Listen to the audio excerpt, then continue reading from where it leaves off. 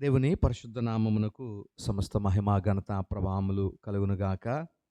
కూడి వచ్చిన మీ అందరకు ప్రభైన యేసుక్రీస్తు పరిశుద్ధ నామమున నా హృదయపూర్వక వందనాలు తెలియపరుస్తున్నాను. ప్రియులారా, మరి చదువుకున్నటువంటి ఈ లేఖన భాగంలో గడిచిన దినములో దేవుడు ఏ విధంగా ఒక వ్యక్తిని విమోచించడానికి క్రీస్తు యేసును మరి దానముగా మరి విమోచింపబడవలనని మనందరం మరి మన పాపముల నిమిత్తము తను తాను అప్పగించుకున్నటువంటి స్థితిని మనం చూసి ఉన్నాం. ఈ దినము మరికొన్ని విషయాలు ఈ లేఖన భాగము నుండి దేవుని కృపచేత నేర్చుకోవడానికి ఆయన వైపు మనము ప్రార్థనాపూర్వకంగా చూద్దాం. ప్రియులరా, యేసుక్రీస్తు ప్రభువారు మానవ పాపముల నిమిత్తము మరి చనిపోయినాడు. లేదా యోహాను భక్తుడు రాసినట్లుగా 1వ అధ్యాయం 29వ వచనములో మనము చదువుతాం. లోక పాపములను మోసుకొని పోయిన దేవుని గొర్రెపిల్ల అని క్రీస్తు గురించి మరి యోహాను రాయడాన్ని మనం చూస్తూ ఉన్నాం. నిజంగా మన పాపాలని తీసివేయడానికి మన పాపాలనే మోసారా, లేకపోతే పాపపు శిక్షణ మోసారా అని మనం ఆలోచన చేస్తే మన పాపములు తొలగింపబడలేదు, కానీ మన పాపముల వల్ల మనకు రావలసినటువంటి శిక్షను ప్రభు మోసేకున్నారు. లేదా ప్రభు అది తీసివేయడానికి, పాపపు శిక్ష నుండి మనల్ని విడిపించడానికి వచ్చి ఉన్నారు అనేటువంటి విషయాన్ని మనం నేర్చుకుని ఉన్నాం. కాబట్టి పాపపు చర్య మనలో ఇంకా పోలేదు. ఇంకా మనము అప్పుడప్పుడు అబద్ధాలు ఆడతాం, లేదా ఏదన్నా చేయరాని కార్యములు, పాపపు పనులు చేసే వారంగానే ఉంటాం. పాపపు చర్య నుండి ప్రభు మనల్ని విడిపించలేదు, కానీ ఈ పాపములను చేయడం వలన మనకు వచ్చేటువంటి శిక్ష ఏదైతే ఉందో ఆ శిక్షను నుండి ప్రభు మనల్ని విడిపించాడు. ఆ శిక్షే ప్రభు భరించారు అని ఈ లోకంలో మనము సిలువ మీద ఆ శిక్షనే ప్రభు భరించారనే విషయము మనము చూడగలుగుతున్నాం. కాబట్టి అపరాధముల వల్ల వచ్చినటువంటి ఆ శిక్ష ఏదైతే ఉందో అపరాధము అది బదిలీ చేయబడింది, కానీ మరి అపవిత్రత బదిలీ చేయబడలేదు అనే విషయాన్ని మనం జ్ఞాపకం చేసుకోవాల్సిన వారమై ఉన్నాం ప్రియులారా. కాబట్టి ఈ రూపాంతరం ఏదైతే 4వ వచనములో ఉందో, మన తండ్రి అయిన దేవుని చిత్త ప్రకారము క్రీస్తు మనలను ప్రస్తుతపు దుష్టకాలములో నుండి విమోచింపబడాలని, మనల్ని ప్రభు విమోచించాలని మన పాపముల నిమిత్తము తను తాను అప్పగించుకొనెను. అనగా మన పాపముల యొక్క శిక్ష కొరకు ప్రభు తను తానే అప్పగించుకున్నారనేటువంటి విషయాన్ని మనం గమనించవలసిన వారమై ఉన్నాం. కాబట్టి ఈ నిర్గమాకాండములో 15వ అధ్యాయములో ఉపమాన రీతిగా సాదృశ్యంగా రాయబడినటువంటి ఆ విషయం మనం చూస్తాం కదా. ఆ ప్రధాన యాజకుని దగ్గరికి ఏటేటా మరి ప్రాయశ్చిత్తం చేయడానికి ప్రాయశ్చిత పశువు ఒకటి ఆయన యొద్దకు తీసుకురాబడినప్పుడు ప్రధాన యాజకుడు దాని తల మీద చేతులు ఉంచి ఇశ్రాయేలు చేసినటువంటి పాపములన్నిటినీ వారి మీద ఆ పశువు మీద బదలాయించేటువంటి స్థితిని మనం జ్ఞాపకం చేసుకున్నప్పుడు, పాపములు బదలాయించబడలేదు, కానీ పాపముల వల్ల వచ్చే శిక్ష మాత్రం ఆ పశువు మీదకు బదలాయింపబడింది అనే విషయాన్ని మనం గమనించవలసిన వారమై ఉన్నాం. కాబట్టి ఈ హెబ్రీ పత్రికలో కూడా ఒక చోట రాయబడుతుంది. చూడండి, 9వ అధ్యాయము 13వ వచనం మనం చూసినప్పుడు, హెబ్రీ పత్రిక 9వ అధ్యాయము 13వ వచనము,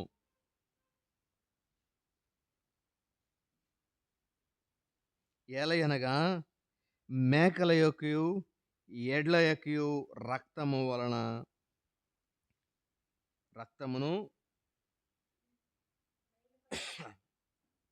మైలుపడిన వారి మీద ఆవు దూడ బూడిదే చల్లుటయు శరీర శుద్ధి కలుగునట్లు వారిని పరిచిన ఎడల నిత్యుడగు ఆత్మ ద్వారా తన్ను తాను దేవునికి నిర్దోషముగా అప్పగించుకున్న క్రీస్తు యొక్క రక్తము నిర్జీవ క్రియలను విడిచి జీవము గలన దేవుని సేవించుటకు మీ మనస్సాక్షిని ఎంత ఎక్కువగా శుద్ధి చేయును.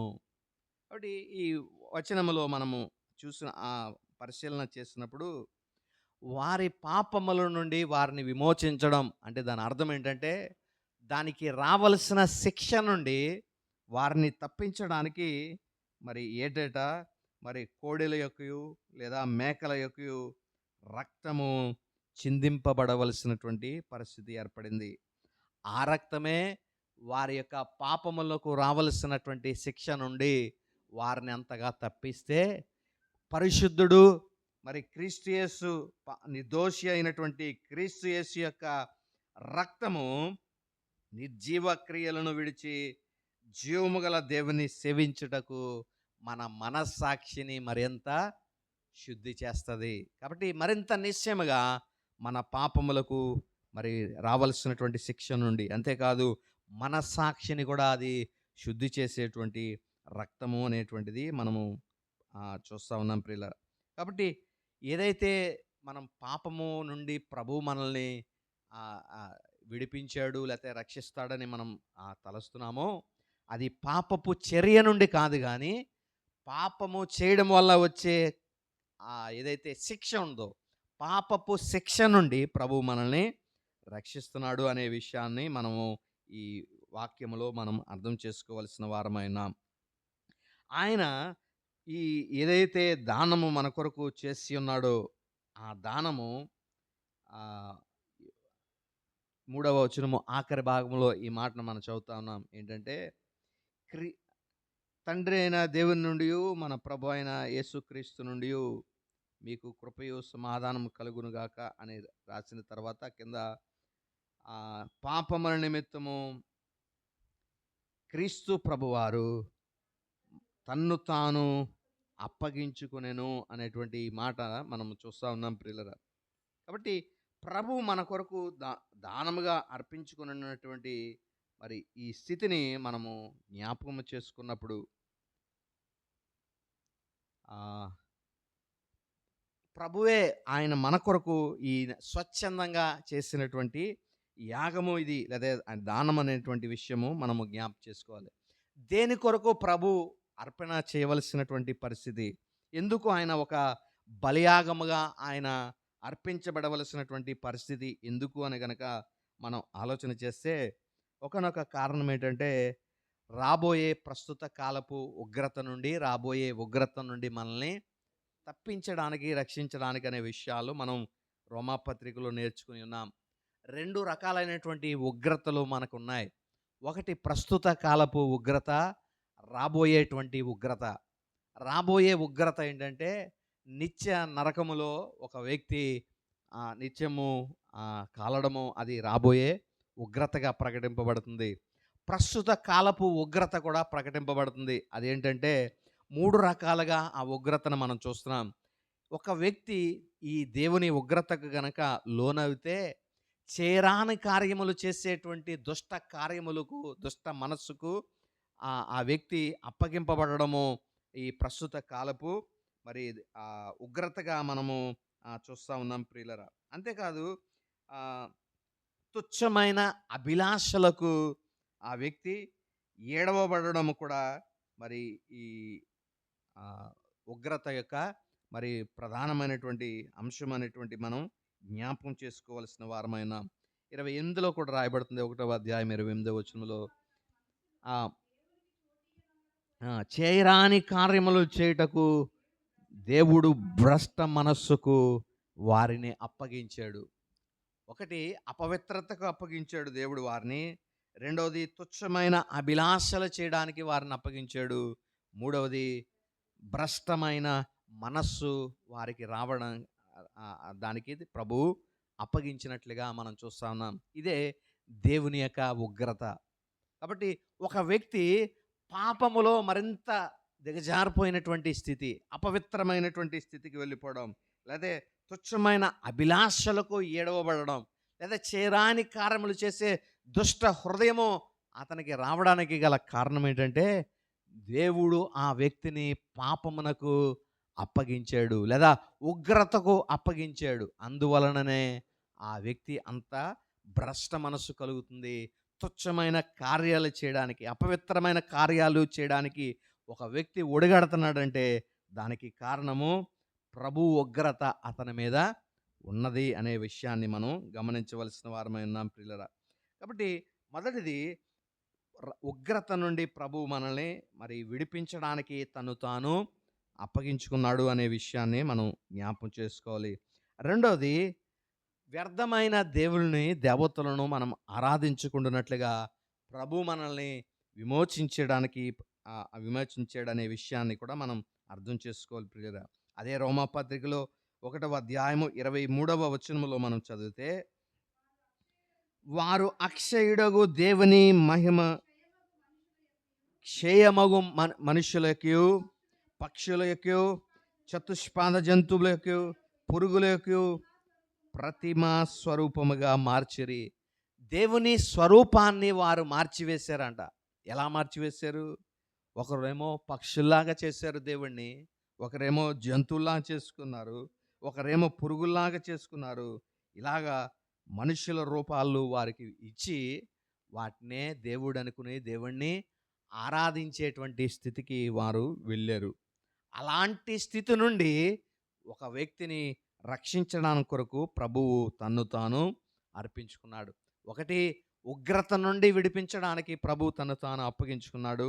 రెండోది, వ్యర్థమైన దేవతలను ఆరాధించకుండానట్లుగా నిజ దేవుణ్ణి ఆరాధించడం కొరకు ఆయన తండ్రితో మనల్ని సమాధానపరచడం కొరకు ఆయన తను తాను అర్పగించుకున్నటువంటి స్థితిని మనం చూస్తున్నాం.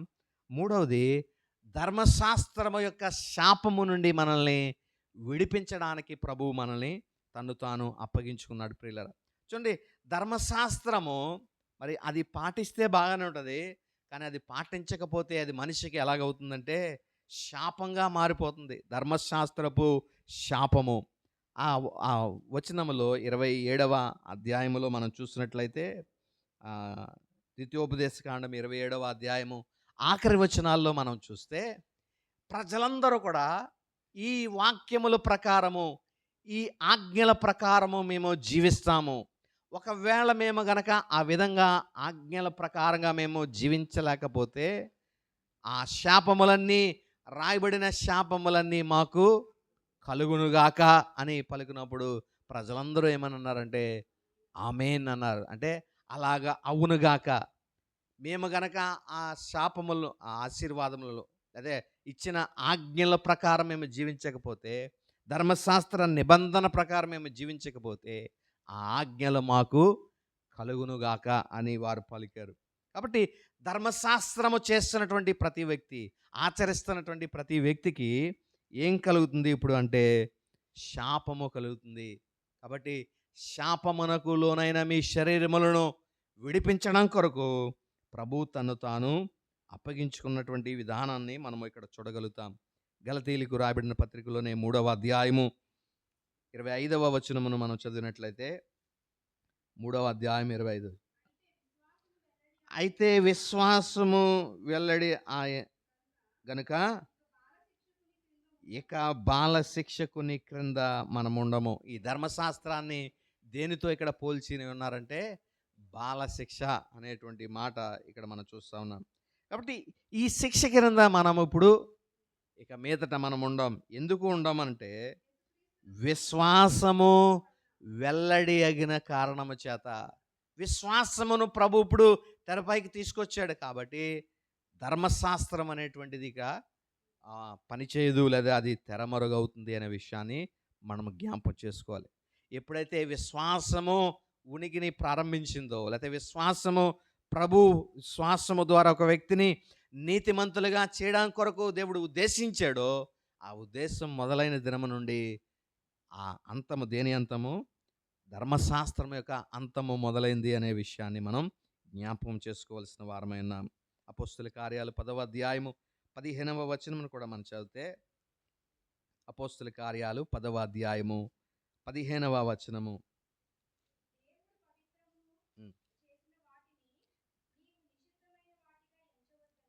ఇక్కడ అపొస్తలుడైనటువంటి పేతురు మరి కొర్నేలి ఇంటి దగ్గరికి పంపబడడం కొరకు దేవుడు అపొస్తలుడైన పేతురుకు ఒక దర్శనమును చూపిస్తా ఉన్నాడు. అతడు మేడ మీద ఒక గదిలో ఉన్నప్పుడు అతనికి ఒక దర్శనం కనపడుతుంది. ఏంటంటే ఆకాశం నుండి ఒక తెర మరి కిందకి దింపబడింది. తెర మీద చతుష్పాద జంతువులన్నీ కూడా ఆ తెర మీద చూస్తా ఉన్నాడు. వెనక నుండి ఒక స్వరము మాటలు వినపడుతున్నాయి. ఏంటంటే వాటన్నిటినీ కూడా చంపుకొని తినుము అని. అప్పుడు పేతురు అంటున్నాడు, నిషిద్ధమైన దాన్ని నేను ఎలాగ తింటాను? అంటే యూదులు ఆ నిషిద్ధమైన వాటిని తినకూడదు అనేటువంటి ఫుడ్ లాస్కును ఇవ్వబడ్డాయి లేవి 11వ అధ్యాయంలో. అయితే ప్రభు మరి ఆయన మాట్లాడుతున్నటువంటి మాటను మనం గమనిస్తే, దేవుడు పవిత్రమైన చేసిన వాటిని నీవు నిషిద్ధమైన వాటిగా ఎంచొద్దు. ఎందుకంటే దేవుడే వీటిని పవిత్రంగా చేశాడు. ఒకప్పుడు ధర్మశాస్త్రము క్రింద ఉన్నప్పుడు ఇవే అపవిత్రముగా మీరు ఎంచారు. కరెక్టే, బాగానే ఉంది. కాకపోతే ఇప్పుడు ధర్మశాస్త్రము తీసివేయబడిన కారణం చేత పవిత్రమైంది అపవిత్రమైంది ఇప్పుడు ఇంకా లేదు. కాబట్టి ఆ ఫుడ్ లాస్ అనేవి కూడా అన్నీ కూడా క్యాన్సిల్ చేయబడ్డాయి ధర్మశాస్త్రము రద్దు చేయడం ద్వారా. కాబట్టి ఆ దేవుడు ఇచ్చినటువంటి ఆ నియమము ఏదైతే మొదట ఇచ్చాడో ఆ నియమము ఇప్పుడు ధర్మశాస్త్రము కొట్టివేయబడ్డ కారణం చేత ఆ నియమాలన్నీ కూడా ఆజ్ఞలన్నీ కూడా కొట్టివేయబడినట్లుగా మనం చూస్తూ ఉన్నాం ప్రియుల. ఈ విషయాన్ని మనం ఈ యొక్క స్లైడ్ ద్వారా మనం చూడొచ్చు ప్రియులరా.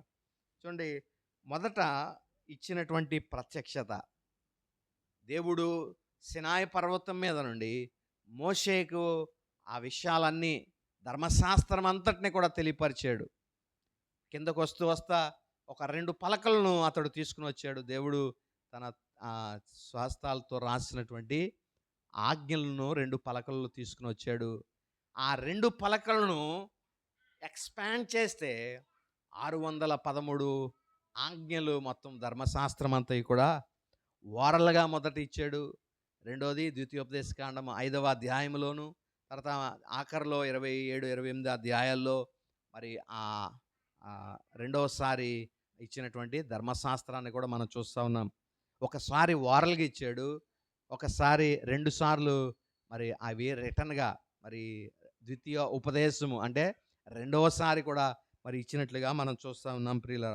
అయితే మొదట ఇచ్చినటువంటి ఈ రెవల్యూషన్ ప్రత్యక్షత ఏదైతే ఉందో లేవి కాండము 11వ అధ్యాయము 1 నుండి 47 వచనాల వరకు ఉన్న ప్రత్యక్షత, మీరు పలానాది తినొచ్చు, పలానాది తినకూడదు, ఇది ఇలా ఉన్నదే తినొచ్చు, ఇలా ఉన్నది తినకూడదు అని ఏదైతే ఫుడ్ లాస్ దేవుడు ఇచ్చాడో అది 1446 BCలో అంటే మోషే దినముల్లో అవి సినాయి పర్వతం మీద దేవుడు ఇశ్రాయేల్ ప్రజలందరికీ మొదటిగా ఇచ్చిన ప్రత్యక్షత.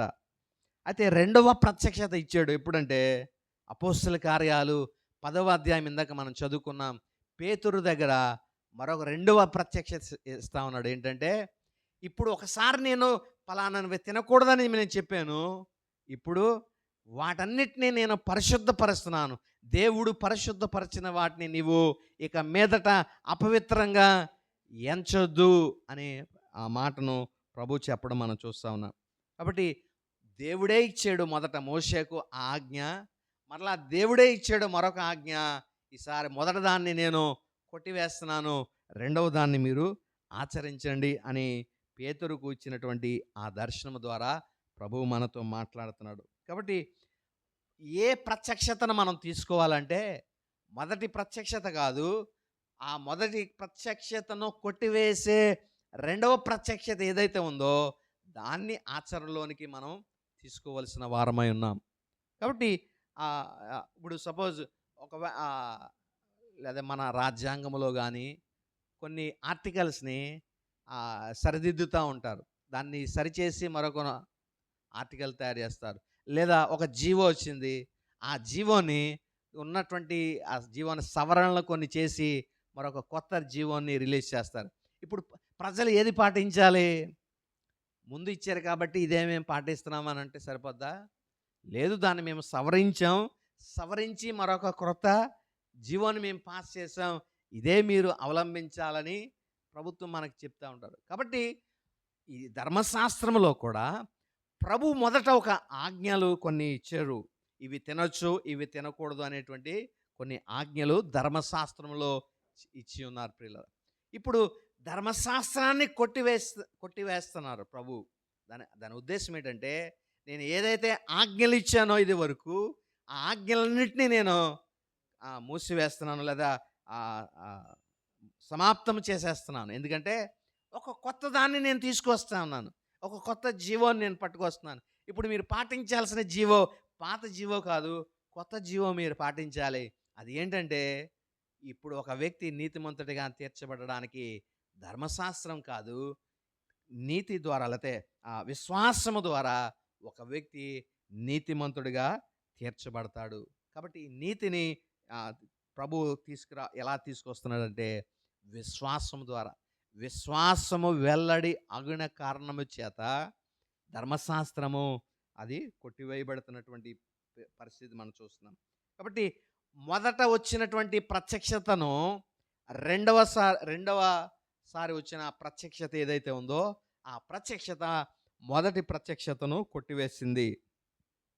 ఆ మొదటి జీవోను కొట్టివేస్తూ రెండవ జీవో ఏదైతే వచ్చిందో అదే ఉనికిలో ఉన్నట్లుగానే ప్రభు రెండవసారి ఇచ్చిన ప్రత్యక్షత పేతురుకు, దేవుడు పరిశుద్ధపరిచిన వాటిని నీవు అపవిత్రంగా ఎంచొద్దు అనేటువంటి స్థితిని మనం చూస్తున్నాం.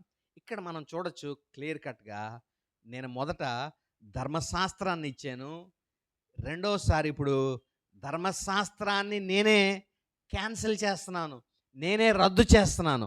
దానికి ఏది ఆనవాలంటే, మీకు ఫుడ్ లాస్ ఉన్నాయి కదా, ఆ ఫుడ్ లాస్, ఇది తినొచ్చు ఇది తినకూడదని మొదట నేనే చెప్పాను. ఇప్పుడు వాటన్నిటినీ రద్దు చేస్తూ దేవుడు ప్రతిదాన్ని ఇప్పుడు పరిశుద్ధపరుస్తూ ఉన్నాడు. ఒక వ్యక్తి ప్రతిదాన్ని తినొచ్చు. యూదులు కొన్ని వాటిని తినకూడదు, తినకూడనివే కొన్ని వస్తువులు ఉన్నాయి, లేకపోతే జంతువులు ఉన్నాయి, వాటిని జోలికి వెళ్ళకూడదు, యూదులు అపవిత్రపరచబడిపోతారని. అయితే ఇప్పుడు వాటిని తీసివేసి సమస్తాన్ని నేను పరిశుద్ధపరుస్తున్నాను అని అంటే దాని అర్థం, మొదట ఇచ్చినటువంటి ప్రత్యక్షతను నేను కొట్టివేశాను, రెండవసారి ఇచ్చిన దీనిని మీరు అవలంబించండి అని పేతురుకు ప్రభు చెప్పడం మనం చూస్తూ ఉన్నాం ప్రియులారా. కాబట్టి మరి ఏదైతే రెండవసారి ఇచ్చిన ప్రత్యక్షత ఉందో దాన్ని మనం తీసుకోవాలి అనే ఆ విషయాన్ని గమనించాలి ప్రియులారా. అయితే ప్రభు ఎందుకు మరి ఈ తన్ను తాను అప్పగించుకోవడానికి గల కారణము ఏంటి అనేటువంటిది మనం చూస్తే, ఈ 4వ వచనములో మనకు రాయబడతా ఉంది. మన ప్రభు అయిన దేవుని చిత్త ప్రకారము క్రీస్తు మనలను ప్రస్తుత దుష్ట కాలములో నుండి విమోచింపబడవలనని. దేవుడు ఎందుకు తను తాను అర్పించుకున్నాడంటే, మనల్ని ప్రస్తుత కాలపు దుష్టకాలము నుండి మనల్ని విడిపించాలని, విమోచించాలని ప్రభు తన్ను తాను అప్పగించుకున్నాడంట. ఈ స్లైడ్ కనుక మీరు చూడగలిగితే, ప్రస్తుత దుష్టకాలము ఎక్కడి నుండి ఎక్కడి వరకు అనేటువంటిది మనం చూడగలుగుతాం. ఎక్కడి నుంచి ఈ దుష్టకాలము అని అంటే, ఆది ఆదాము నుండి, పాపము చేసిన దినము నుండి, ఏదైతే ప్రభు రెండవ రాకడలో ఆయన మధ్యాకాశమునకు వచ్చి తన ప్రజలను ఆయన ఆకాశమునకు కొనిపోతాడో, ఆ దినము వరకు ఉండేటువంటి కాలం అంతటిని కూడా మనం ఏమని పిలవచ్చు అంటే దుష్టకాలము. కాబట్టి ఈ దుష్టకాలము మొదటి ఆదాము అయినటువంటి ఆదాము కాలముగా, లేదా ప్రస్తుతపు దుష్టకాలముగా దీన్ని మనం పిలుస్తూ ఉన్నాం ప్రియులరా. అయితే ఈ దుష్టకాలంలో జరిగేటువంటి కొన్ని సంఘటనలు మనము చూడగలిగితే, చూడండి, కొరింథీయులకు రాయబడిన పత్రికలో 4వ అధ్యాయము 4వ వచనాన్ని మనం చూస్తే, కొరింథీయులకు రాసిన 2వ పత్రిక, అపోస్తలుడైన పౌలు కొరింథీయులకు రాసిన 2వ పత్రిక 4వ అధ్యాయం 4వ వచనంలో ఈ మాట రాయబడుతుంది. దేవుని స్వరూపి అయి ఉన్న క్రీస్తు మహిమను కనపరచు సువార్త ప్రకాశము వారికి ప్రకాశింపకుండు నిమిత్తము ఈ యుగ సంబంధమైన దేవత అవిశ్వాసులైన వారు మనోనేత్రములకు గుడ్డితనము కలుగు చేశాను. చూడండి, ఈ యొక్క మరి యుగ సంబంధమైన దేవత ఏం చేస్తుందంటే, అవిశ్వాసులైనటువంటి వారు సువార్తని అంగీకరించకుండానట్లు ఈ యుగ సంబంధమైన దేవత గుడ్డితనము కలుగు చేస్తూ ఉంది అనేటువంటి విషయాన్ని మనం చూస్తున్నాం. కాబట్టి మరి సాతాను చేసేటువంటి ఈ పని ఏదైతే ఉందో అది మరి ప్రజలు సువార్తని గ్రహించలేకుండానట్లుగా, దేవుని నీతిని వారు అర్థం చేసుకోకుండానట్లు, పొందకుండానట్లు ఈ యుగ సంబంధమైన దేవత మనోనేత్రాలకు గుడ్డితనం కలుగు చేస్తుంది. అందుకనే దీన్ని మనం ఏమని పిలుస్తున్నాం? ఈ కాలాన్ని దుష్టకాలము అని మనం పిలుస్తున్నాం. ప్రస్తుతపు దుష్టకాలము. ఈ కాలం ఏమీ మంచిది కాదండి. దుష్టకాలము అని దీనికి దేవుడు పిలుస్తా ఉన్నాడు. తర్వాత ఇంకా మనం చూస్తే హెబ్రీ పత్రికలో 2వ అధ్యాయము 14వ వచనంలో మనం చూస్తే, మరణము యొక్క బలము గలవాడు అపవాది అని మనం చూస్తా ఉన్నాం. ఈ దుష్టకాలాన్ని ఏలేది ఎవరు అని మనం చూస్తే సాతాను ఏలుబడి చేస్తా ఉన్నాడు. ఒకప్పుడు ఇది భూమిని పరిపాలించడానికి, భూమిని దానిలో ఉన్న సమస్తమును ఏలమని దేవుడు మానవుడుకు మరి ఆ యొక్క అథారిటీని ఇచ్చాడు. మీరు భూమిని మీరు ఫలించి అభివృద్ధి చెంది విస్తరించి దాన్ని నిండించి దాన్ని లోపరచుకోండి అని దేవుడు మానవునికి అథారిటీ ఇస్తే, ఆ అధికారమునంతటిని కూడా మానవుడు ఎవరికి అప్పగించాడంటే, పాపము చేయడం ద్వారా ఆ అధికారాన్ని మానవుడు కోల్పోయి ఆ అధికారం అంతయు సాతాను చేజెక్కించుకున్నాడు. ఇప్పుడు భూమిని పరిపాలిస్తుంది ఎవరంటే అపవాది పరిపాలిస్తూ ఉన్నాడు. ఈ ప్రస్తుతపు దుష్టకాలానికి అధిపతి ఎవరంటే అపవాది. ఈ అపవాది మరి సువార్తను వినకుండా, లేకపోతే సువార్తకు లోబడకుండా వ్యక్తుల యొక్క కన్నులకు గుడ్డితనాన్ని కలుగు చేస్తుంది, మనోనేత్రాలకు గుడ్డితనం కలుగు చేస్తుంది. అంతేకాదు, వారి ప్రాణముల మీద ఏలుబడి చేయడానికి మరణము యొక్క బలమును కలిగి ఉంది. కాబట్టి ఇప్పుడు ఒక మనుష్యులు దేనికి భయపడతారంటే, మరణం అంటే ప్రతి ఒక్క వ్యక్తి భయపడతాడు. ఎందుకంటే ఆ మరణము యొక్క అధికారము సాతాను చేతిలో ఉన్నది అనేటువంటి విషయాన్ని మనం చూస్తూ ఉన్నాం ప్రియులు. అయితే సంతోషకరమైనటువంటి విషయం ఏంటంటే, ఇలాంటి అధికారం అంతటిని కూడా క్రీస్తు ప్రభువారు, ఆ కింద వచనాల్లో హెబ్రీ పత్రికలో మనం చూస్తాం, మరణం యొక్క బలము గలవారిని అనగా అపవాదిని తన మరణము చేత నశింపచేయడానికి క్రీస్తు యేసు కూడా రక్తమాంసములో ఆయన పాలివాడు అయ్యాడు అనే విషయం. ఆయన శరీర ధారణ చెందడానికి ఒక ప్రధానమైన కారణం ఏంటంటే, ఈ మరణము యొక్క బలము గలవాడైన అపవాదిని తన మరణము చేత దాన్ని జయించడం కొరకు క్రీస్తు ఈ లోకమునకు రావాల్సి వచ్చింది ప్రియులరా. కాబట్టి ఈ యుగ సంబంధమైన దేవత మనుషులకి గుడ్డితనం కలుగు చేస్తుంది. రెండోది, మనుషులందరినీ మృతి నొందించేటటువంటిదిగా, మరణం యొక్క బలము కలిగిందిగా దానిగా ఉంది ఈ దుష్టకాలపు అధిపతి. అంతేకాదు, మరి ధర్మశాస్త్రాన్ని దుర్వినియోగపరిచేటువంటిదిగా ఉంది ఈ సాతాను.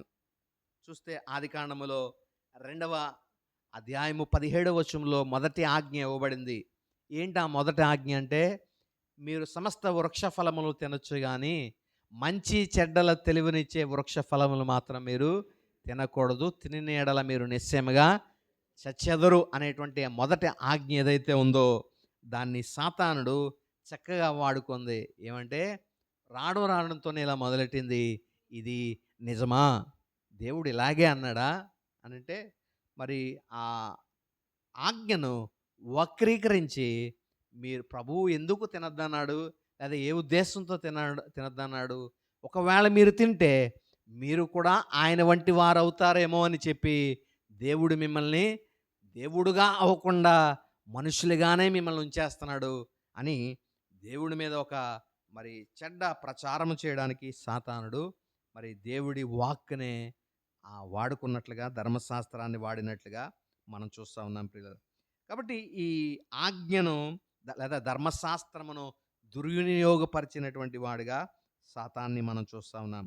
తర్వాత నిర్గమాకాండము 20వ అధ్యాయము 1వ వచనము గాని, ఆహ్, వీటన్నిటిని మనం చూస్తే మనకు అర్థమయ్యేటువంటి విషయం ఏంటంటే, దేవుడు ఏదైతే ఆజ్ఞలు ఇచ్చాడో ఆ ఆజ్ఞలన్నిటిని కూడా దుర్వినియోగపరిచినటువంటి పరిస్థితిని మనం చూస్తా ఉన్నాం. 20వ అధ్యాయంలో నీవు ఆహ్, ఆహ్, 20వ అధ్యాయం 1వ వచనం. ఆ! న్ నేను తప్ప వేరొక దేవుడు నీకు ఉండకూడదు. ఎందుకంటే నేనే నిన్ను విమోచించాను అని ప్రభువు చెప్పినప్పుడు ఆహ్, చివరాఖరకు వారిని ఎలాగా చేసాడంటే, ఇశ్రాయేలు ప్రజలే తమకు తాము ఎలాగ ప్రకటించారంటే, మోషే కొండ మీదకి వెళ్ళిపోయి 40 దినాలు కిందకి రాలేదు. అతను బతికున్నాడా, చనిపోయాడా మాకు తెలీదు. మా ముందర నడవడానికి మాకొక దేవుడు కావాలి అని ఒక దేవుడిని తయారు చేయని మరి అహరోనికి చెప్తే, అహరోను మీ దగ్గర ఉన్నటువంటి బంగారం అంతా నాకు ఇవ్వండి, నేను మీకు ఒక దేవుణ్ణి చేస్తానని ఒక దూడ ప్రతిమను, బంగారపు దూడ ప్రతిమను చేశాడు అహరోను. అప్పుడు వారన్నారు, ఈ దూడే మమ్మల్ని ఐగుప్తులో నుండి మమ్మల్ని విడిపించింది, మిమ్మల్ని విమోచించింది ఈ దూడే అని ఆ దూడకి సాష్టాంగపడ్డారు, సాగిలపడ్డారు, ఆ దూడని పూజించినట్లుగా అక్కడ మనం చూస్తూ ఉన్నాం ప్రియులారా. కాబట్టి ఏదైతే దేవుడు ఆజ్ఞ ఇచ్చాడో ధర్మశాస్త్రమును, మొదటి ఆజ్ఞ, నీ దేవుడు తప్ప నీకు మరొక దేవుడు ఉండకూడదు. అది ప్రతిమ కానీ లేకపోతే ఒక విగ్రహమును కానీ నువ్వు చేయించుకొనకూడదు, దానికి నీవు మొక్కకూడదని మొదటి ఆజ్ఞ ఇస్తే, ఆ ఆజ్ఞను దుర్వినియోగం చేసి మరలా ఆ ప్రతిమలను చేయించడం, దేవుడు ఏదైతే చేయొద్దన్నాడో దాన్ని మరలా చేసినటువంటి పరిస్థితిని మనం చూస్తూ ఉన్నాం. ఆశింపొద్దు అని ఆజ్ఞ ఇచ్చాడు 20వ అధ్యాయం 17వ వచనంలో. అయితే అపొస్తలుడైన పౌలు దాన్ని వివరిస్తూ అన్నాడు, రోమపత్రిక 7వ అధ్యాయం 7వ వచనంలో, ఆశింపొద్దు అనేటువంటి ఆ ఆజ్ఞ ఏదైతే ఉందో ఆ ఆజ్ఞ సర్వమానవాళి కూడా ఆజ్ఞ దగ్గర పడిపోయేటువంటి పరిస్థితి ఉంది. కాబట్టి ఏమందము, ధర్మశాస్త్రం పాపమైందా? అట్లా అనరాదు. ధర్మశాస్త్రము వలనే కానీ పాపమనగా ఎట్టిదో నాకు తెలియకపోవును. ఆశింపవద్దని ధర్మశాస్త్రము చెప్పని ఎడల దురాశ అనేది ఎట్టిదో నాకు తెలియకపోవు. దురాశ అనేది ఎప్పుడు తెలిసింది? ఆశింపకూడదు అనేటువంటి ఆజ్ఞ ఉంది కాబట్టి ఆ దురాశ అనేటువంటిది తెలిసింది. దురాశ అంటే దీన్ని ఆశించకూడదు అనేటువంటిది ఒక నియమం ఉంది కాబట్టి ఇతనికి ఒక దురాశ పుట్టింది దాని మీద. ఏదైతే ప్రభు వద్దని చెప్పాడో దానికి వ్యతిరేకంగా మనస్సు ప్రేరేపింపిస్తుంది సాతానుడు. ఇది ఆశింపకూడదు అని ప్రభు ఆజ్ఞ ఇస్తే మనకు ఏం కలుగుతుంది? దురాశ పడుతుంది. ఎందుకంటే ప్రభు దీన్ని వద్దన్నాడు, ప్రభు దీన్ని చేయొద్దన్నాడు. దీన్ని పొరుగువాని యొక్క పొరుగువానిదైన దేనిని ఆశింపవద్దు. అతని ఎద్దు అయినను, అతని ఆస్తి అయినను, అతని భార్య అయినను, అతని దాసి అయినను, దాసురాలైనను దేనిని ఆశింపవద్దని ఆజ్ఞ ఇస్తే మానవుడికి ఏ ఆశ కలుగుతుందంటే పొరుగువానిదే ఆశించాలనేటువంటి తృష్ణ కలుగుతూ ఉంటుంది. ఎందుకంటే దురాశ మానవుని హృదయంలో పాపము ద్వారా ప్రేరేపించబడి దురాశ అనేటువంటిది కలుగుతుంది. ఈ దురాశ ఎప్పుడు బయటపడుతుందంటే ఈ ఆజ్ఞ ఉన్నది కాబట్టే దాన్ని అతిక్రమించేటువంటి దురాశ అనేటువంటిది మొదలైంది అనేటువంటి విషయం మనం గమనించాలి ప్రియులారా.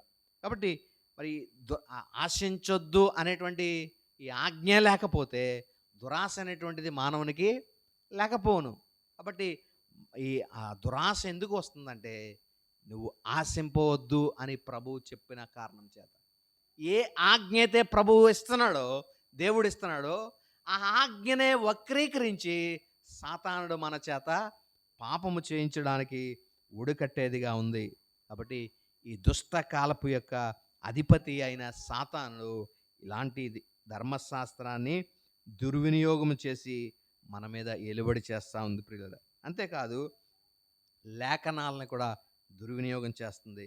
యేసుక్రీస్తు ప్రభువునే శోధించడానికి వచ్చింది సాతానుడు. ఆయన్ను 40 దినములు అరణ్యములోనికి ప్రభు వెళ్ళిపోయిన తర్వాత ఆ అపవాది ఆ అంతమున ప్రభువును శోధించడానికి బయలుదేరింది. ఏంటంటే ఆయన ఆకలితో ఉన్నాడు. 40 రోజులు ఏమీ తినకుండా ఉన్నప్పుడు ఆయనతో వచ్చి ఆ అపవాది అంటుంది, ఈ రాళ్ళను రొట్టెలుగా చేసుకుని తినుము అని అని అన్నప్పుడు ప్రభు చెప్తున్నారు, అదే విధంగా చేసి చెప్పారు. మనుష్యుడు రొట్టె వలన మాత్రం కాదు కానీ దేవుడి నోట నుండి వచ్చే ప్రతి మాట వలన మనుషుడు బ్రతుకుతో జీవిస్తాడు అనేటువంటి మాట. ఆ 3 సార్లు సాతానుడు నాకు నమస్కారం చేయి, ఈ లోకములో ఉన్న సమస్తాన్ని నేను ఇస్తాను, ఈ దేవుడనే యెహోవాను తప్ప వేరొక ఎవరికి నువ్వు రొక్కకూడదు అనేటువంటి ఏతే ప్రభు వాక్యం, ఆ దేవుడు వాక్యమును రాయించాడు. ఆ వాక్యం అంతటిని కూడా యేసు ప్రభు వారు సాతానును ఓడించడానికి ఈ వాక్కునే ఉపయోగించినట్లుగా మనం చూస్తున్నాం. కాబట్టి సాతానుడు మనుష్యుని ప్రభువును శోధించిన విధానము వాక్య ఆధారంగానే శోధించాడు. వాక్యాన్ని అడ్డు పెట్టుకునే శోధించినట్లుగా మనం చూస్తూ ఉన్నాం. కానీ ప్రభు కూడా అదే వాక్యమును ఉపయోగించి ప్రభు సాతానును గెలిచినట్లుగా కూడా మనం చూస్తూ ఉన్నాం. కాబట్టి ఒకే వాక్యము ద్వారా మనం శోధింపబడతాం, వాక్యము ద్వారా మనము విజయము కూడా సాధిస్తాం. కాబట్టి సాతానుడు మనల్ని వాక్యము ద్వారా శోధించినప్పుడు మనం కూడా వాక్యము ద్వారానే సాతానును జయించబద్దులమై ఉన్నాము. అంతేకాదు ప్రభు ఒక ఉపమానం చెప్తా ఉన్నారు. విత్తువాని యొక్క ఉపమానం చెప్తున్నప్పుడు ఆ విత్తువాడు విత్తనములు చేతపట్టుకుని విసురుకుంటూ వెళ్ళాడు. అయితే కొన్ని త్రోవ పక్కన పడి, కొన్ని ముళ్ళ పొదల్లో పడి, కొన్ని గట్టి నేల రాతినే పడినవి అని చెప్తూ ఈ మాటలు చెప్తే అక్కడ మనం చూస్తూ ఉన్నాం ఆ ప్రభు చెప్పినటువంటి ఒక మాట. అయితే దుష్టుడైనటువంటి వాడు విత్తబడినటువంటి వాక్యమును ఎత్తుకుని పోయాడు అనేటువంటి మాట అక్కడ ఆ ఉపమానంలో మనం చూస్తూ ఉన్నాం. అంటే దాని అర్థం ఏంటంటే సాతానుడు మనలో విత్తబడినటువంటి వాక్యము అది ఫలించకుండానట్లుగా సాతానుడు ఏం చేస్తాడంట, వాక్యాన్ని ఎత్తుకుపోతూ ఉంటాడు. వాక్యము మన హృదయంలో ఫలించకుండానట్లుగా మనం వింటాం, ఇక్కడే కూర్చుంటాం, ఇక్కడే మనం మాటలు వింటున్నట్లుగానే కనబడతాం. కానీ మనకి ఎక్కడో ఏదో ఆలోచనలోనికి మనల్ని సాతానుడు తీసుకుపోతాడు. దేవుని వాక్యము మనలో ఫలించకుండానట్లుగా, మనలో అభివృద్ధి చెందకుండానట్లుగా విత్తబడిన వాక్యాన్ని ఎత్తుకుని పోయేటువంటి వాడు ఈ అపవాది అనే విషయాన్ని మనం గమనించాలి. కాబట్టి దుష్టకాలమునకు అధిపతి అయిన సాతానుడు మరి ఈ లోకాన్ని ప్రస్తుతము ఏలుబడి చేస్తూ ఉన్నాడు. అంతేకాదు కానీ ఇతడు అభ్యంతరము కారణమైనటువంటి వాడు అని ఇతని గురించి రాయబడతా ఉంది. యోహాను సువార్త, మత్తయి సువార్త మనం చూస్తే 16వ అధ్యాయము, మత్తయి సువార్త 16వ అధ్యాయము 23వ వచనము.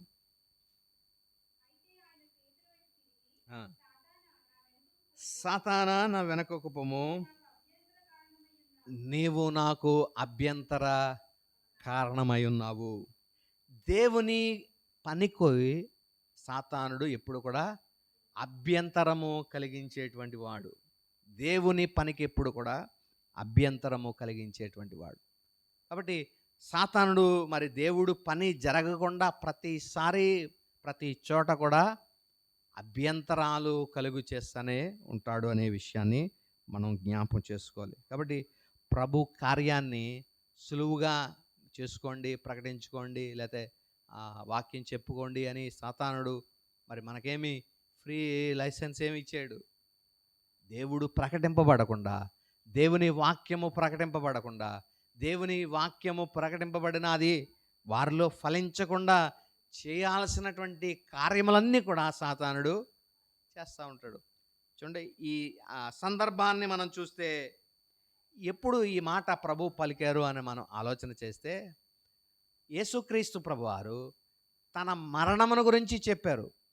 నేను ఈ విధంగా మరణించవలసి ఉంది అని మరి పేతురుతో, శిష్యులందరితో అన్నప్పుడు సాతానుడు పేతురులో దూరి ఆ మాట మాట్లాడించాడు. ఏమంటే, ప్రభువా నీకు అది దూరమగునుగాక. ఏది దూరమగును?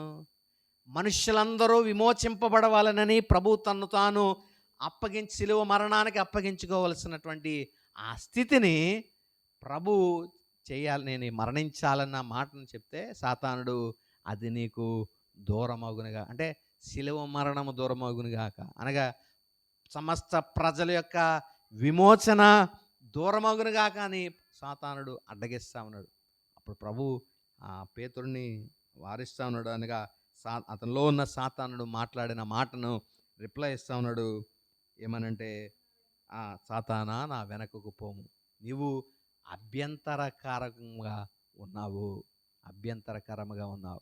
కాబట్టి దేవుని పనికి సాతానుడు ఎప్పుడు కూడా అభ్యంతరకరముగానే ఉంటాడు.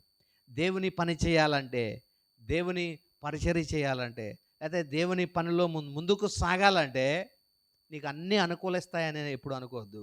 ఏదో ఒక అభ్యంతరము నీకు కలుగుతూనే ఉంటుంది. అలా అభ్యంతరం కలుగుతుందంటే మనము దేవుని పనిలో ఉన్నాము, లేకపోతే సరైన త్రోవలోనే ఉన్నామనేది మనం గుర్తించాలి. అంతేకాదు మనకి ఈ కలిగేటువంటి కొన్నిసార్లు ఈ అద్భుతాలు కానీ, ఆశ్చర్యాలు కానీ, సూచక క్రియలు కానీ, ఇవన్నీ కూడా నకిలీవి జరిగించేటువంటి వాడు అపవాది అనేటువంటి విషయాన్ని మనం గమనించాలి. 2వ తెస్సలోనికలకు రాయబడిన పత్రికలో 2వ అధ్యాయము, తెస్సలోనికలకు రాసినటువంటి 2వ పత్రిక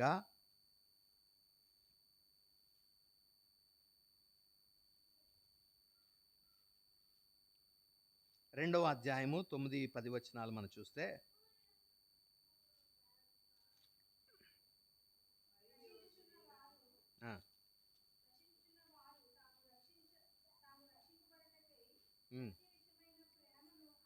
అవలంబింపకపోయిరి గనక బలముతోనూ నానా విధములైన సూచక క్రియలతోనూ మహత్కార్యములతోనూ దుర్నీతిని పుట్టించు సమస్త మోసముతోనూ నశించుచున్న వారిలో సాతాను కనపరుచు బలమును అనుసరించియుండును. చూడండి, ఈ మాటలు జాగ్రత్తగా మనం పరిశీలన చేస్తే ఇక్కడ ఏమేమి రాయబడి ఉన్నాయంటే, కొన్నిసార్లు బలాన్ని ప్రదర్శించడం మనం చూస్తాం. నానా విధములైనటువంటి సూచక క్రియలు, మహత్కార్యములు, దుర్నీతిని పుట్టించు సమస్తమైన మోసము, నశించిపోతున్న వారిలో సాతాను కనపరిచేటువంటి బలమైన మరి కార్యములు ఇవేని మనం జ్ఞాపకం చేసుకోవాలి. కాబట్టి సాతానుడు ఈ నకిలీ విధమైనటువంటి మహత్కార్యములు లేదా సూచక క్రియలు కూడా జరిగించి మనుష్యులను మోసపురిచేటువంటి వాడు అనే విషయాన్ని మనము జ్ఞాపకం చేసుకోవాల్సిన వారమై ఉన్నాం. కాబట్టి ఈ విధంగా మనము ఈ విషయాలను అర్థం చేసుకుందాం. అంతేకాదు, వెలుగు దూత వలె వేషం వేసుకుని మనుషుల్ని మరి మోసం చేసేటువంటిది అని కూడా సాతాను గురించి మనం నేర్చుకుని ఉన్నాం. చూడండి, 2వ కొరింథీయులకు రాయబడిన పత్రికలో 11వ అధ్యాయము 14వ వచనములో మనం చదివితే, ఇది ఆశ్చర్యము కాదు, సాతాను తానే వెలుగు దూత వేషము ధరించుకొనుచున్నాడు. సాతానుడు వెలుగు దూత వేషము ధరించుకొనుచున్నాడు. ఇది ఎలాంటిది కాదంట, పెద్ద ఆశ్చర్యమేమి కాదు. ఎందుకంటే 1,00,000 మోసాల్లో సాతానుడు ఇదొక తను తాను డిసెప్ట్ చేయడానికి, ప్రజలను డిసెప్షన్లోనికి తీసుకుపోవడానికి వెలుగుదూత వేషములాగా వచ్చి మనుషులను మోసం పరిచేటువంటి వాడనే విషయం మనం చూస్తున్నాం. కాబట్టి జనములను కూడా మరి మోసపరుస్తాడంట. ఇప్పుడే కాదు, ఆఖరి సమయంలో ఇంకా అతడు నాశనం అయిపోతున్నాడు అని మరి ఆ గడియల్లో కూడా సాతానుడు తన మోస స్థితిని కనపరుస్తూనే ఉంటాడు. చూడండి, ప్రభు 1000 ఏళ్ల పరిపాలన జరుగుతున్నటువంటి ఆ 1000 ఏళ్ళు కూడా సాతానుడు బంధింపబడి ఉంటాడంట. ప్రభు 1000 సంవత్సరాలు పరిపాలించే ఆ పరిపాలనలో సాతానుడు 1000 సంవత్సరములు కూడా బంధింపబడి ఉంటాడు. అయితే ప్రభు మరొకసారి ఆ సాతానును ఆఖరిసారిగా విడిచిపెట్టినప్పుడు ఇతడు ఏం చేస్తాడంటే, జనములందరినీ కూడా మోసం చేసి క్రీస్తు మీదకి యుద్ధానికి తీసుకుని వెళ్ళడానికి జనాల్ని ప్రేరేపిస్తాడనే విషయాన్ని మనం చూస్తాం. 20వ అధ్యాయం 8వ వచనం మనం చదివితే, భూమి నలుదిశల నుండి జనులను లెక్కకు ఇసుక సముద్రములో ఉన్న గోగు మాగోగు అని వారిని మోసపరిచి వారిని యుద్ధమునకు పోగు చేయుటకై బయలుదేరాను. ఆఖరిగా విడవబడ్డాడు ఒకసారి. ఈ నాకున్నటువంటి లాస్ట్ ఛాన్స్ ఇదే అనుకున్నాడు. ఆ సముద్రపు మరి ఇసుక వలె ఉన్నటువంటి అంతటి జనమును ఇతడు పోగేసి వారందరిని కూడా ఏం చేశాడంట, మోసం చేసి క్రీస్తు మీదకి యుద్ధానికి బయలుదేరి వెళ్తా ఉన్నాడు. అయితే ఆఖరి యుద్ధము మనందరికీ తెలుసు. ప్రభు మరి సాతానుడు అతని అనుచరులందరినీ కూడా ప్రభు నశింపచేస్తాడు. సాతానుడు మరి కడపటి అతని కొరకు సిద్ధము చేసినటువంటి సాతానుకు అతనికి అనుచరులకు సిద్ధపరిచినటువంటి అగ్నిగుండములో అతన్ని పడవేసేటువంటి ఆ పరిస్థితి ప్రియుల. అయితే ఆఖరి వరకు కూడా ఇతను చేసేటువంటి పని ఏంటంటే ప్రజలను మోసగించడం, ఎలాగైనా సరే వారిని క్రీస్తుకు వ్యతిరేకంగా మరి తిప్పడమే సాతాను యొక్క అంతిమ ఉద్దేశం అనేటువంటిది మనం గమనించాలి. కాబట్టి ఈ ప్రస్తుత దుష్టకాలము యొక్క అధిపతి సాతాను చేసేటువంటి కార్యములు ఇవిగా మనం చూస్తూ ఉన్నాం. అయితే ఈ కార్యములకు అంతమున ప్రభు యొక్క ఆ దుష్టకాలము అయిపోయింది అనుకునే లోపులోనే ప్రభు తన రాజ్యముతో భూమి మీదకి రాబోతున్నారు కదా, అక్కడ మొదలవుతుంది క్రీస్తు యొక్క రాజ్యము. క్రీస్తు రాజ్య కాలము అప్పుడు మొదలవుతుంది. అక్కడి నుండి 1000 ఏళ్ళు ప్రభువు ఈ లోకాన్ని ఆయన పరిపాలన చేయబోతా ఉన్నాడు. పరిపాలన చేసిన తర్వాత మరొకసారి బంధింపబడిన సాతానుడు విడిచిపెట్టబడతాడు. జనాలను పోగేసుకుని ప్రభువు మీదకి యుద్ధానికి వస్తాడు. ప్రభువు సాతానుడు అతని అనుచరులందరి మీద జయము సాధించిన తర్వాత ఆ సమస్త శక్తిని, అధికారమును, బలమునంతటిని కూడా ప్రభు సాతాను యొక్క బలం అంతటిని ఓడించి రాజ్యాన్ని మరలా తండ్రి చేతికి అప్పగిస్తాడు. అప్పుడు మనుషులందరూ ఒక నూతనమైనటువంటి క్రొత్త ఆకాశము, క్రొత్త భూమిలో ప్రజలందరూ కూడా ఆ నూతన ఆకాశములో, నూతన భూమిలో నివాసము చేస్తారు. ఇదే మరి ఆ అంతిమ జరగబోయేటువంటి సంఘటన. ఈ రాజ్యములో ప్రభు తానే తన ప్రజలతో కూడా ఆయన నివాసము చేసేటువంటి వాడు.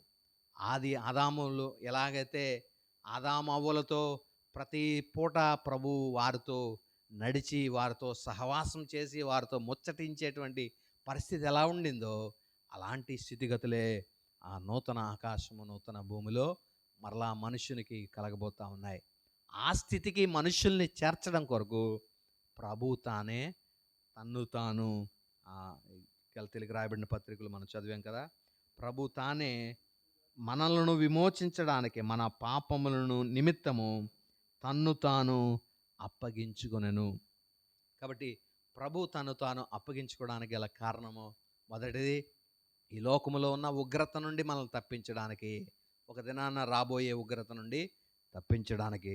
రెండోది మరి ఏదైతే వ్యర్థమైన దేవుళ్ళని, దేవతలను ఆరాధించకుండా వాటి నుండి మనల్ని రక్షించడం, విమోచించడం కొరకు.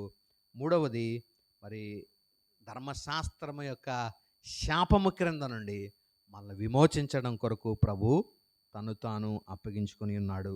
ఆ క్రీస్తు యేసునందు మనమందరం విశ్వసించుదాం. ఆయన మనలందరూ పాపపు శిక్ష నుండి మనం విడిపించి, ఒక దినం మన పాపపు ఉనికి నుండి కూడా ప్రభు మనల్ని రక్షించనై ఉన్నాడు. ఆ దినము కొరకు విశ్వాసంతో ప్రభు కొరకు ఎదురు చూద్దాం. ఎత్తబడిన వాక్యము ప్రభు మన వినికిడిలో ఫలింపచేయునుగాక.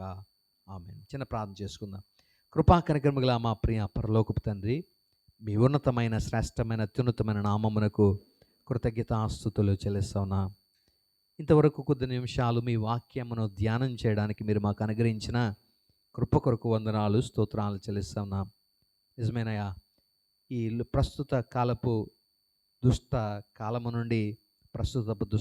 నుండి మమ్మల్ని విమోచించడం కొరకు మీరు మీ ప్రియకుమారుడైన క్రీస్తు యేసును ఈ లోకంలోనికి పంపించారు.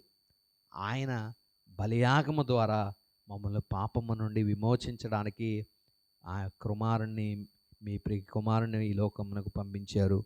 అందరికై స్తోత్రాలు. కూడిన మేమందరమును వాక్యం వినిచిన బిడ్డలందరూ క్రీస్తు యేసునందు పరిపూర్ణమైన విశ్వాసం ఉంచిన వారై ప్రభువు మమ్మల్ని రాబోయే ఉగ్రత నుండి తప్పించగల సమర్థుడు అని మీ ప్రియ కుమారుని యందు విశ్వసించడానికి బిడ్డలందరికీ మీ కృపను సహాయమును అనుగ్రహించి మీతో యుగయుగములు జీవించగలిగిన కృపాభాగ్యాన్ని వాక్యం వినిచిన ప్రతి బిడ్డకు మీరే అనుగ్రహించమని, విత్తబడిన వాక్యం మా వినికిల్లో ఫలింపచేయమని యేసుక్రీస్తు పరిశుద్ధ నామమున స్తుతించి ప్రార్థించి వేడుకొనుచున్నాం తండ్రి. ఆమేన్.